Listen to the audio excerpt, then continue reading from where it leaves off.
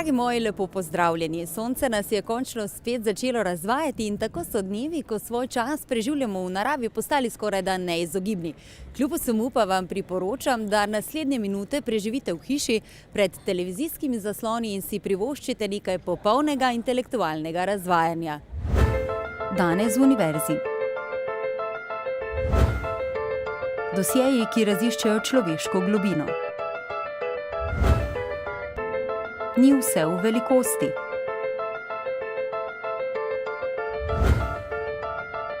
Zdrav duh v zdravem telesu. Dosjeji psi. Ne, to ni nadaljevanje serije Dosjejev X, temveč predavanje študentov psihologije. Psihološki odgovori na vprašanja, ki razbijajo mite. In če ste mislili, da poznate že vse odgovore, ste se pošteno zmotili. Morda pa vendarle ugotovite, da znanstvena fantastika ni tako daleč od realnosti in da risanke vendarle niso tako nedolžne, kot izgledajo na prvi pogled.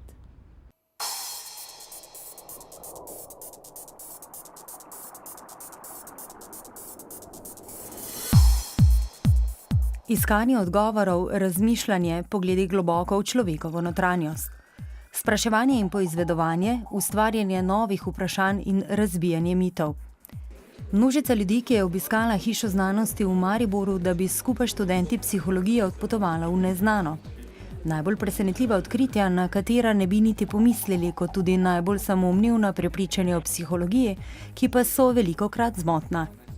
Jaz mislim, da je to neko iskreno skupno zanimanje za resnično delovanje človeka, za tiste družbene vidike človeka, za tisto, kar nas dela neke unikatne v svetu.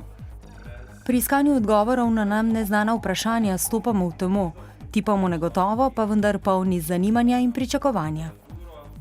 Bojimo se in posledic nekih spoznanj in na drugi strani bojimo se spoznanj, ki niso tako pozitivna, ne. Zdaj v znanosti je nažalost tako, da niso sprejeta samo dognanja, ki so pozitivna ali optimistična, ampak tudi tista, ki imajo mogoče neke slabše posledice. Tako smo stopili tudi v svet risanih junakov, bolje rečeno v svet Disneyjevih princesk. Lepih, popolnih, pravljičnih bitij, ki kljub svoji nedolžnosti na prvi pogled v sebi nosijo sporočilo, ki pa ni tako nedolžno. Obstaja namreč temna stran teh Disneyjevih princesk. So nekatere teme, ki se konstantno ponavljajo v teh filmih.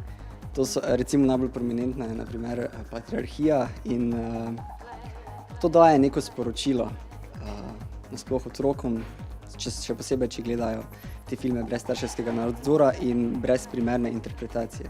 Torej Disneyjeve risanke vendarle niso tako nedolžne, kot jih ljudje radi vidimo, vsebujejo neko globje sporočilo, ki ga morda marsikdo ne razume?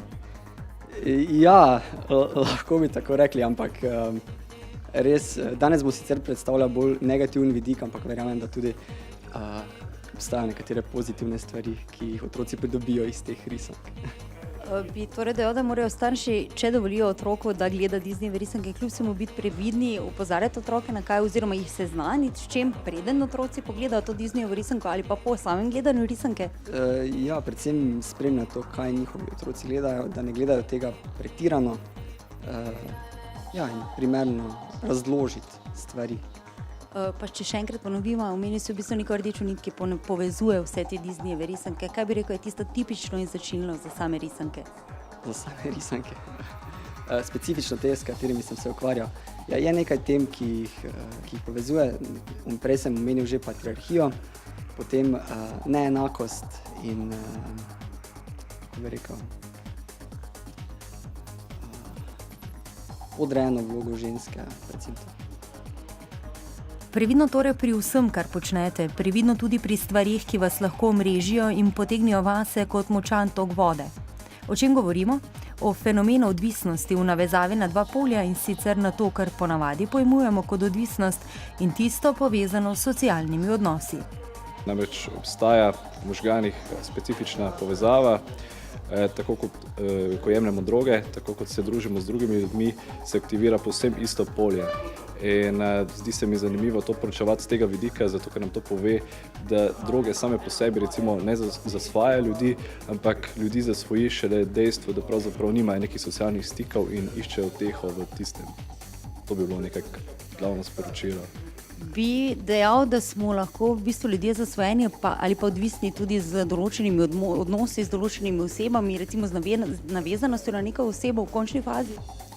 Ja, vsekakor gre za to, da v bistvu se pri določenih ljudeh to bolj kaže. Nekateri ljudje potrebujejo vselej fizični stik nekoga, bodisi prek telefona, bodisi prek Facebooka, bodisi dejanski fizični realnosti, in gre za specifične motnje, psihoze, negotove navezanosti, bolj dolej motnje, ki so v bistvu sproducirane prek nekih mehanizmov, ki jih najdemo recimo tudi pri odvisnikih.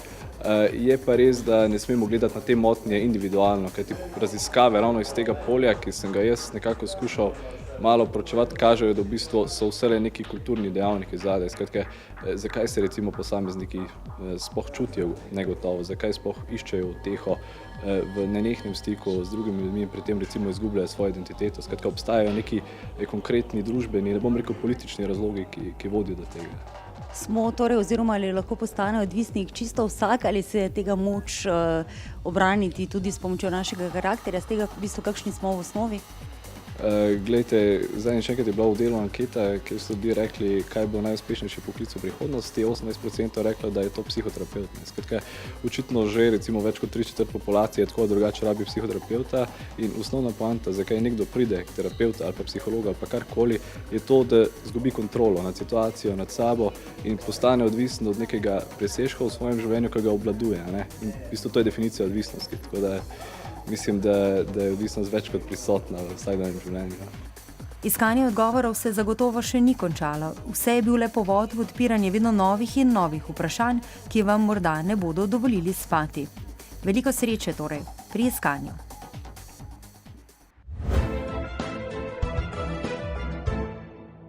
Zdaj pa poglejmo na Inštitut Jožefa Stefana med mlade raziskovalce, ki so se skupaj z njihovim mentorjem Darkom Makovcem poigrali z nanodelci in ustvarili inovacijo, ki ima zagotovo visok tržen potencial.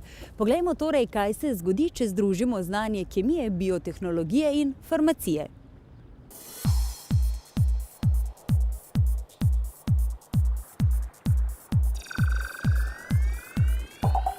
Skupina mladih raziskovalcev nas je v svojo sredino pozdravila na Inštitutu Jožefa Stefana, kjer svoje ideje, znanje in energijo usmerja v zelo interdisciplinarno področje – pripravo večnamenskih nanodelcev. Posebej atraktivna je priprava nanodelcev in njihova karakterizacija. Odkot torej ideja, v bistvu kje so se začeli ti zametki vaše inovacije, na osnovi česa ste se odločili, kaj razvijati in kaj bo tisti končni produkt, ki ga želite? Tekom doktorskega študija smo se večkrat dobivali, diskutirali o stvareh in iskali neke skupne točke za sodelovanje. Iz tega se je porodila ideja za pripravo večnamenskih magnetnih nanodelcev, ker to je v bistvu neke vrste skupna točka. Vse to troje znanja je združeno v nekih skupnih rešitvah. Ukvarjali ste se torej z nanodelci. Kaj so nanodelci, kje so uporabni in kje jih boste oziroma bodo uporabni ti, ki ste jih razvili oziroma z njimi delali vi? Magnetni nanodelci so delci velikosti okoli 10 nanometrov, 10 do 15 nanometrov, so iz železov oksidi, v našem primeru makemit. Delci so uporabni v različnih tehnoloških aplikacijah, pa tudi na področju biomedicine, za slikanje z magnetno resonanco, tudi kontrastno sredstvo, pri ciljanem dostavljanju zdravilnih učinkovin, za hipertermično zdravljenje tumorskih celic, v biofarmaciji oziroma biotehnologiji pa za namene separacije. Združili so znanje farmacije, biotehnologije in kemije. In po tem principu so razdeljene tudi njihove naloge. Tako vsak od 3 raziskovalcev v delo vnese svoj del znanja in tako nastane tržno zanimiva in znanstveno dovršena inovacija. Predvidevam, da bi jo najlažje uporabljali na področju ciljanega dostavljanja zdravilnih učinkovin. Takšne nanodelce pripravimo po željah naših naročnikov, prav za njih jih dizajniramo, vežemo različne organske molekule, zdravilne učinkovine na površino teh delcev in jih potem dostavljamo v tumorsko tkivo. Jaz prihajam z področja biotehnologije, zato se bolj ukvarjam s tem, kako pripraviti določeno biološko molekulo, ki bo recimo uporabna v ciljani dostavi učinkovine do določenih celic, recimo lahko tumorskih ali kakih obolelih celic. In potem poskušam tole v laboratoriju pripraviti in kolega potem veže te molekule na nanodelce in s tem pač lahko za kupce, ki imajo določeno željo, da je nanodelec ima ciljano dostavo, lahko pač tole naredimo. Jaz prihajam iz Fakultete za farmacijo. Moje področje je farmacevtska kemija in sodelujem v tej skupini, predvsem z sintezo manjših organskih molekul, to so zdravilne učinkovine, distančniki, lipidomimetiki in fluorofori, pravzaprav predvsem fluorofori. Gre za to, da je pri vsem tem zelo pomembna vizualizacija samih nanodelcev z optičnimi metodami in fluorescenčne metode so tukaj zelo pomembne. To, kar naredi kolega, ta nanodelec, je potem, ko se ga označi z fluorescenčno molekulo, je potem viden pod mikroskopom. Pričakujemo, da bo največje povpraševanje iz strani raziskovalne sfere, pa tudi industrije. Gre za to, da imajo raziskovalci na primer idejo, kaj bi lahko naredili, ne znajo pa izdelati samih nanodelcev, zelo specifičnih nanodelcev. Tako da lahko pridejo do nas in mi jim po naročilu izdelamo nanodelce z specifičnimi lastnostmi, ki jih potrebujejo. In da si boste lažje predstavljali, o čem govorimo, za konec še nekaj splošnih informacij o nanodelcih. Za ponazoritev, kako majhne dimenzije so, lahko na primer uporabimo primerjavo nogometne žoge z Zemljo. In čeprav se izraz nanodelci uporablja šele nekaj let, pa je njihova uporaba veliko starejša. Uporabljali so jih namreč že Kitajci in Rimljani, morda le naključno, pa vendar. Tudi saje, ki jih že desetletja uporabljajo v gumarski industriji, so nanodelci. Iz njih pa so bili narejeni tudi že skorajda pozabljeni diski za shranjevanje podatkov in audio ter videokasete. Pa dajmo malce predihati naša pljuča in razmigati naše boke in skupaj s kolegi Show Vizije poglejmo na Fakulteto za šport Univerze v Ljubljani. Fakulteta za šport se nahaja na robu mestnega jedra ob vznožju Golovca sredi enega najlepših ljubljanskih športnih parkov, parka Kodeljevo. V športno-diagnostičnem centru se poleg meritev izvajajo tudi znanstvene in strokovne raziskave, iz katerih nastajajo diplomske, magistrske in doktorske naloge. V sklopu Fakultete za šport Univerze v Ljubljani deluje pokrit 25-metrski plavalni bazen, ki idealno zaokrožuje ostale športno-rekreativne dejavnosti Fakultete za šport in športnega parka. To pa so tenis in košarka na prostem ter v dvoranah, fitness, aerobika, savna, veliki in mali nogomet, atletika, balinanje in tek. Pogovarjali smo se s profesorico Marto Bon. Kaj vi osebno od študentov pričakujete? Od študentov pričakujem seveda na praktičnem delu ustrezno raven teh motoričnih sposobnosti, tako da lahko čim hitreje se naučijo in obvladajo osnovne elemente rokometne motorike. Kako pa potekajo izpiti? Ja, izpit je sestavljen iz praktičnega in teoretičnega dela. Velik poudarek dajemo praktičnemu, glede na to, da so to športne veščine. Koliko študentov povprečno pa pade na letnik pri rokometu? Pa na koncu pravzaprav verjetno res kar redko kdo, ampak v prvem roku pa prav gotovo ne naredijo vsi. Na dodiplomskem programu lahko izbirate med programi športne vzgoje, kineziologije, športnega treniranja in športne rekreacije, na magistrskem pa vam je na voljo tudi program športnega menedžmenta. Zakaj si se odločila za študij na Fakulteti za šport? Ja, to je bila moja edina želja, že od majhnega v bistvu sem hotela postati profesorica za šport. Kaj pa je tvoj najljubši predmet? Kar ima zvezi z žogo, praktika, karkoli, tudi plavanje, košarka, vse v bistvu. In fakulteta je izpolnila vsa tvoja pričakovanja? Ja, definitivno, no. Mislim, je kar zanimiv študij. Zakaj študij na fakulteti za šport? Zato, ker mogoče vidim v prihodnosti se v teh vodah, da bi mi lahko ta študij pomagal. Najljubši predmet? Vsi predmeti kle so moji enako ljubi. Kle vsi hodite v trenirkah v šolo? Ja, se me vidite, čisto v trenirki sem. Videli smo, da nimate menze. Zdaj, kam ti hodiš jesti? Jaz večinoma jem kar doma. Športno prehrano? Seveda. Omeniti velja oddelek športno-diagnostičnega centra, v katerega je vključenih 9 laboratorijev.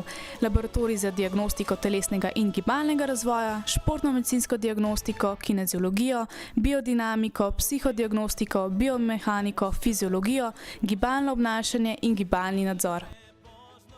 Fakulteta za šport ni zgolj študij, ampak je pot do športnega načina življenja, ki ti bo odkril nove poglede na svet in razumevanje človekovega življenja. Pridruži se uspešnim študentom, če si športnik po duši. No, študentje dejansko živijo zdravo. Nekaj besed je spregovoril tudi dekan Milan Žvan. Na kaj ste kot dekan te fakultete najbolj ponosni? Na študente in študentke seveda. Ocenjujem, da imamo kvalitetne študente, sposobne, vsaki generaciji vedno boljše. Kakšno je razmerje med samo športno aktivnostjo in pa teorijo v predavalnicah? Pri teh tako imenovanih aplikativnih predmetih to razmerje je približno 2/3 v korist vaj, 1/3 v korist teoretičnih znanj. Mogoče nekaj besed bodočim študentom, ki se še odločajo, ali bi prišli študirati na fakulteto za šport ali ne.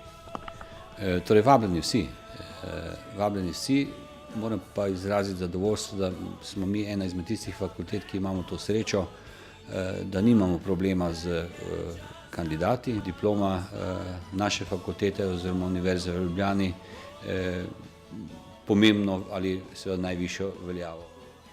Kot ste videli, ene stvari študentom fakultete za šport ni treba skrbeti. Namreč, da bodo tekom študija ostali fit.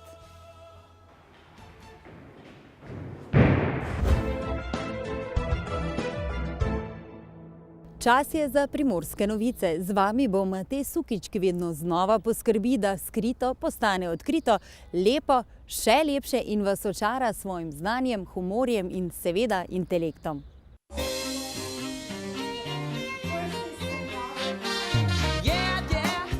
Vpetost v mednarodno akademsko sfero postaja vse bolj prednostna naloga slovenskih univerz. Ljubljanska je zaradi velikosti, lege in tradicije v prednosti pred ostalimi tremi, kar pa ne pomeni, da novogoriška, mariborska in Univerza na Primorskem niso uspešne pri privabljanju tujih študentov. Pri tem morajo razvijati lastne primerjalne prednosti, ki jih bodo naredile čim bolj privlačne. Na Univerzi v prestolnici Istre to dobro vedo, zato ogromno moči namenijo različnim oblikam mednarodnega sodelovanja. Univerza nikakor ne more biti institucija, ki se zapira sama vase, ampak naj ima odprtost, naj se ta odprtost čuti v mednarodnih seminarjih, v mednarodnih izmenjavah, v mednarodnih poletnih, zimskih šolah. Po drugi strani bi ne samo naši univerzi, ampak vsem visokošolskim institucijam in vsem ostalim, še ostalim trem univerzam v Sloveniji precej pomagalo, ko bi lahko angleški jezik vključili kot tisti jezik, v katerem bi se lahko tudi komuniciralo oziroma predavalo v vsakem primeru, ne samo pod določenimi pogoji. To bi v bistvu še odprlo vse 4 univerze. Mednarodnih izmenjav in praks v tujih državah se lahko udeležijo tako študentje kot profesorji. Predvsem pri študentskih izmenjavah pomembno vlogo igrajo razna združenja. Ta pomagajo tako tistim, ki se na izmenjavo podajajo, kot tistim, ki prihajajo študirati iz tujine. Prvo kot prvo smo mi njihov prvi kontakt, ko da v bistvu že preko maila na začetku komuniciramo in ko pridejo in pomagamo, pač na začetku jim predstavimo malo Koper in potem seveda dogodki, ki jih organiziramo za njih v prostem času in zabave in Poliglot kafe, kjer se učijo slovenščine in nas učijo tujih jezikov. pa Eurodiner, ki je dogodek, kjer se hrana izmenjuje, tako da pač mi probamo njihovo, oni probajo našo in drugi dogodki. 95 študentov je zdaj trenutno v tem semestru prišlo, od tega jih je 5 študentov oziroma 6 študentov podaljšalo iz prejšnjega semestra, v prejšnjem semestru smo imeli pa 85 Erasmus študentov. V splošnem v Sloveniji nekako ta mobilnost stagnira oziroma počasi narašča, ampak v Kopru vsako leto beležimo več študentov. To se pravi, v prejšnja leta je bilo po 50-60 študentov, zdaj smo že prišli na številko 100, tako da napovedanih je bilo zdaj 101, ampak par odpovedi še pride, tako da za celotno univerzo na Primorskem je to dobra številka, zato ker narašča konstantno. First of all, it's a very nice experience, and I appreciate the possibility that I could come here, because I could choose also Germany or Spain, but I've chosen Slovenia, and it's just nice experience, and I feel a big support from Slovenia.